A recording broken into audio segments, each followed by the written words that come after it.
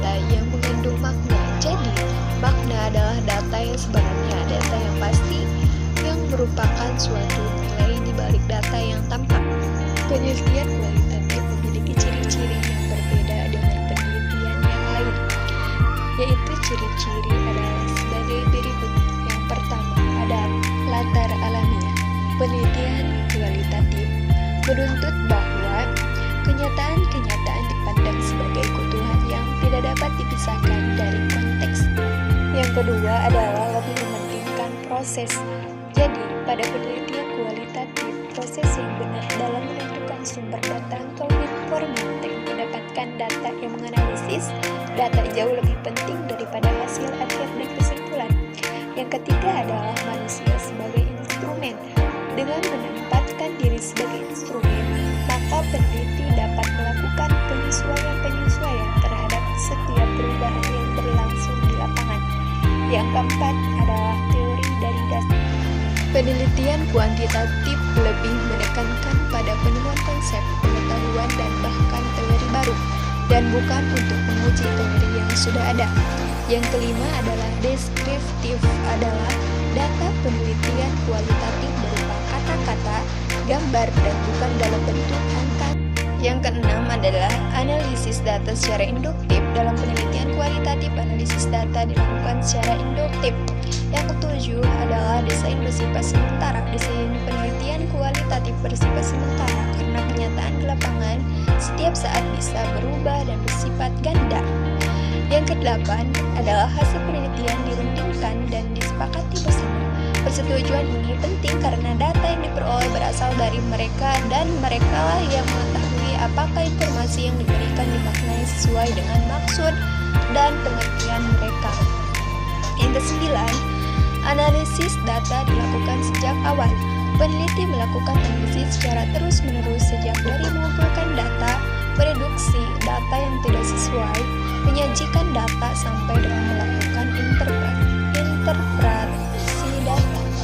interpretasi data. Selanjutnya yaitu ada jenis-jenis penelitian kualitatif. Ada 3 jenis penelitian kualitatif sebagai berikut. Yang pertama yaitu ada studi etnografi realis. Yang kedua ada studi kasus etnografi. Yang ketiga ada studi etnografi kritis. Seterusnya ada 2 studi kasus merupakan penelitian yang mendalam tentang individu, satu kelompok, satu organisasi, satu program kegiatan, dan sebagainya dalam waktu tertentu dengan tujuan untuk memperoleh deskripsi yang utuh dan mendalam dari sebuah identitas dengan menghasilkan data yang selanjutnya dianalisis untuk menghasilkan teori. Selanjutnya ada ciri-ciri studi kasus.